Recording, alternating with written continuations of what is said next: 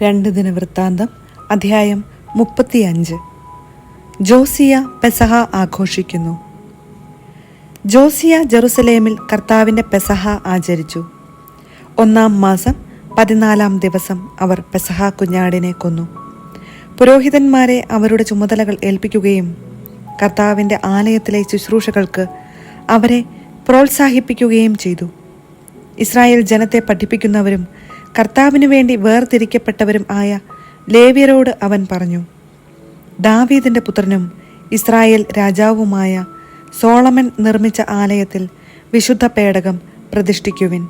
നിങ്ങൾ ഇനി അത് തോളിൽ വഹിക്കേണ്ടതില്ല.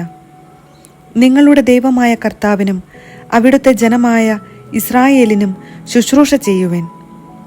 ഇസ്രായേൽ രാജാവായ ദാവീദിന്റെയും പുത്രനായ സോളമന്റെയും നിർദ്ദേശങ്ങൾ അനുസരിച്ച് കുടുംബക്രമത്തിൽ ഗണം തിരിഞ്ഞ് ഒരുങ്ങുവിൻ. നിങ്ങളുടെ സഹോദരന്മാരായ സാമാന്യ ജനങ്ങളുടെ കുടുംബങ്ങൾക്ക് സേവനം ചെയ്യാൻ നിങ്ങൾ വിശുദ്ധ സ്ഥലത്ത് നിൽക്കുവിൻ. ലേവ്യർക്ക് ഇസ്രായേൽ കുടുംബങ്ങളിൽ ഓഹരിയുണ്ടായിരിക്കണം.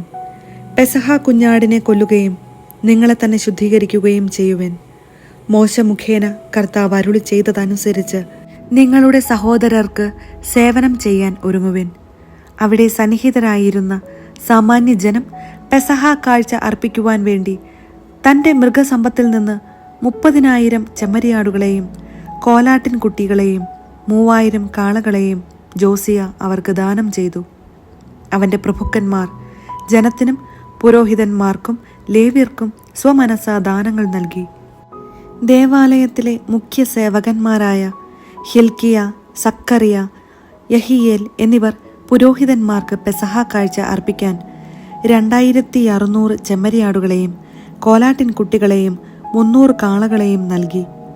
ലേവ്യ പ്രമുഖരായ കൊനാനിയായും അവൻ്റെ സഹോദരന്മാരായ ഷെമായായും നഥാനേലും ഹഷാബിയ, ജയിയേൽ, യോസാബാദ് എന്നിവരും പെസഹ കാഴ്ചയർപ്പിക്കാൻ ലേവ്യർക്ക് 5,000 ചെമ്മരിയാടുകളെയും കോലാട്ടിൻ കുട്ടികളെയും 500 കാളകളെയും നൽകി. ശുശ്രൂഷയ്ക്കുള്ള ഒരുക്കങ്ങളെല്ലാം പൂർത്തിയായപ്പോൾ പുരോഹിതന്മാരും ലേവ്യരും രാജകൽപ്പനയനുസരിച്ച് താന്താങ്ങളുടെ സ്ഥാനങ്ങൾ ഏറ്റെടുത്തു. അവർ പെസഹ കുഞ്ഞാടിനെ കൊന്നു. പുരോഹിതന്മാർ ലേവ്യരിൽ നിന്ന് രക്തം സ്വീകരിച്ചു ബലിപീഠത്തിന്മേൽ തളിച്ചു. ലേവ്യർ മൃഗത്തിന്റെ തോലുരിഞ്ഞു. ദഹനബലിക്കുള്ള മൃഗങ്ങളെ സാമാന്യ ജനത്തിന് കുടുംബക്രമമനുസരിച്ച് വീതിച്ചു കൊടുത്തു. മോശയുടെ നിയമഗ്രന്ഥത്തിൽ എഴുതിയിരിക്കുന്നതുപോലെ കർത്താവിന് ബലിയർപ്പിക്കുവാനായിരുന്നു അത്. ലേവ്യർ പെസഹ കുഞ്ഞാടിനെ ചട്ടപ്രകാരം തീയിൽ ചുട്ടെടുത്തു. ശേഷിച്ചവ കലങ്ങളിലും കുട്ടകങ്ങളിലും ചട്ടികളിലും വേവിച്ച് ഉടനെ ജനത്തിന് വിതരണം ചെയ്തു.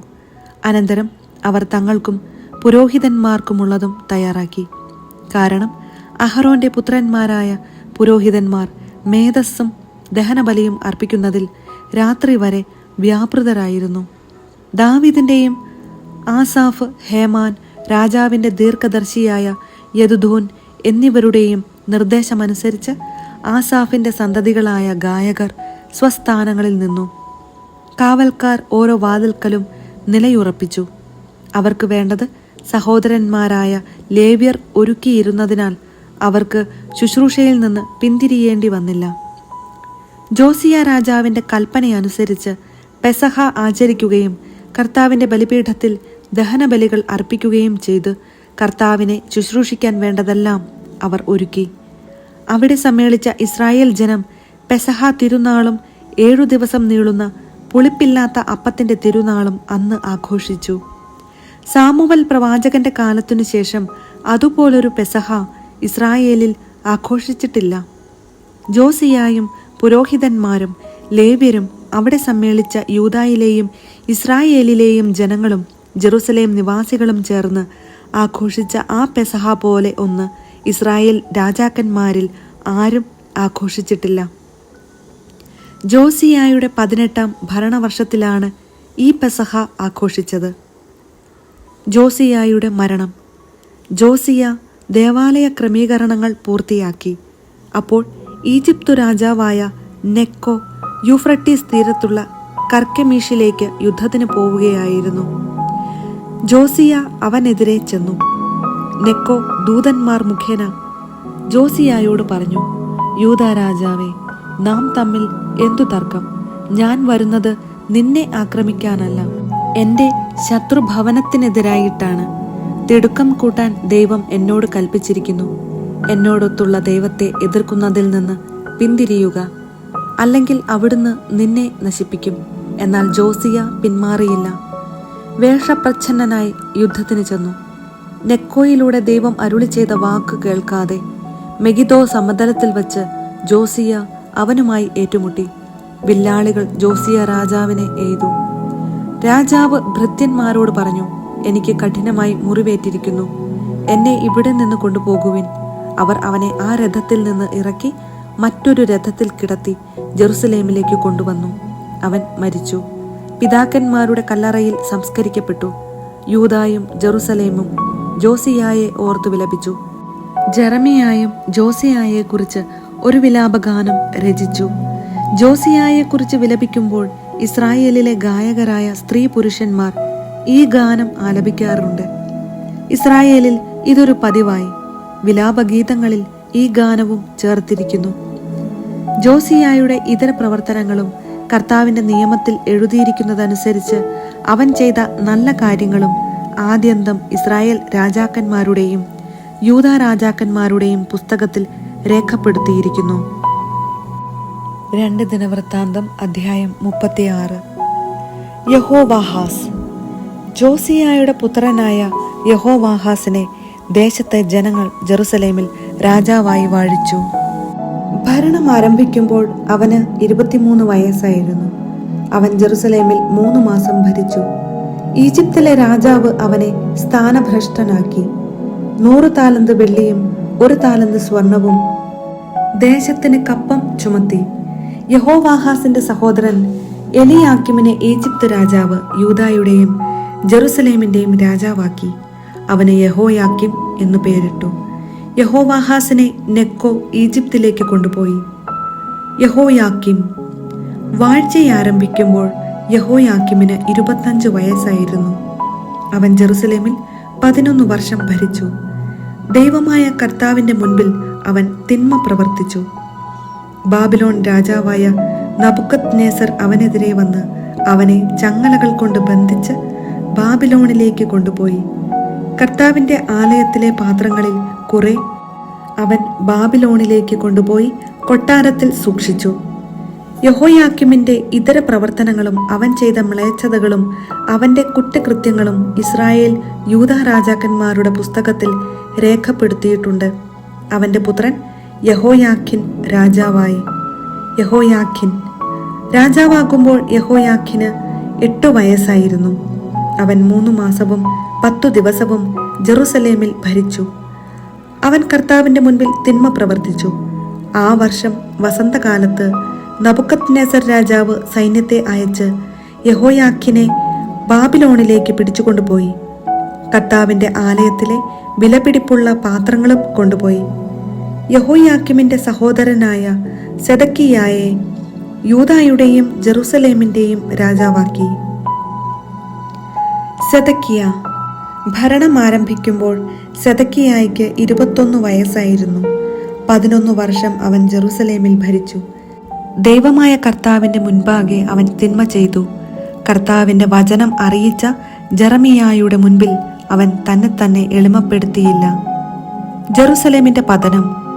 നബുക്കദ്നേസർ രാജാവിന് വിധേയനായിരുന്നു കൊള്ളാമെന്ന് ദൈവനാമത്തിൽ സത്യം ചെയ്തിരുന്നെങ്കിലും സെദക്കിയ അവനോട് മത്സരിച്ചു.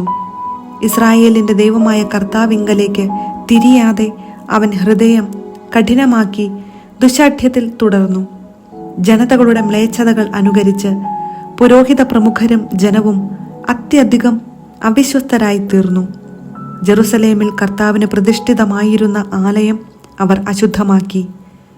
പിതാക്കന്മാരുടെ ദൈവമായ കർത്താവ് തൻ്റെ ജനത്തോടും വാസസ്ഥലത്തോടും കരുണ തോന്നി അവരുടെ അടുത്തേക്ക് തുടർച്ചയായി ദൂതന്മാരെ അയച്ചുകൊണ്ടിരുന്നു. എന്നാൽ അവർ ദൈവത്തിൻ്റെ ദൂതന്മാരെ പരിഹസിക്കുകയും അവിടുത്തെ വാക്കുകൾ പുച്ഛിച്ച് തള്ളുകയും പ്രവാചകന്മാരെ അവഹേളിക്കുകയും ചെയ്തുകൊണ്ടിരുന്നു. അങ്ങനെ കർത്താവിന്റെ ക്രോധം അപ്രതിഹതമാം വിധം അവിടുത്തെ ജനത്തിനെതിരെ ഉയർന്നു. കൽദായ രാജാവിനെ അവിടുന്ന് അവർക്കെതിരെ കൊണ്ടുവന്നു. അവൻ അവരുടെ യുവയോദ്ധാക്കളെ വിശുദ്ധ സ്ഥലത്ത് വെച്ച് വാളിനിരയാക്കി.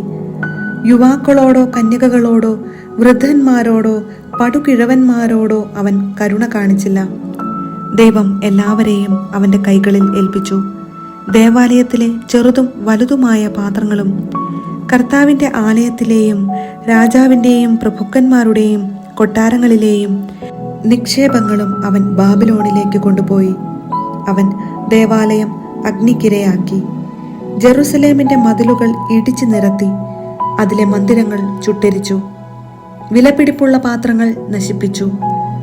വാളിൽ നിന്ന് രക്ഷപ്പെട്ടവരെ അവൻ ബാബിലോണിലേക്ക് തടവുകാരായി കൊണ്ടുപോയി.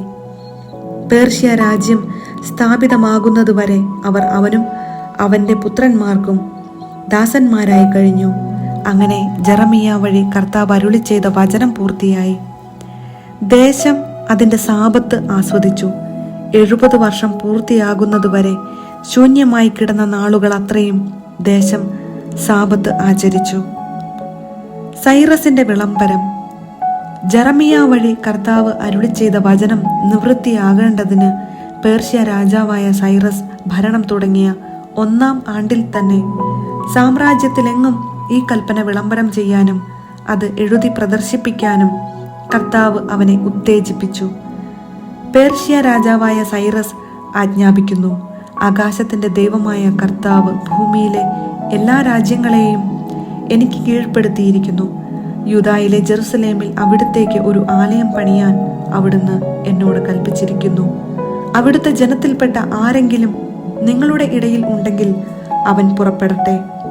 അവന്റെ ദൈവമായ കർത്താവ് അവനോട് കൂടെ ഉണ്ടായിരിക്കട്ടെ.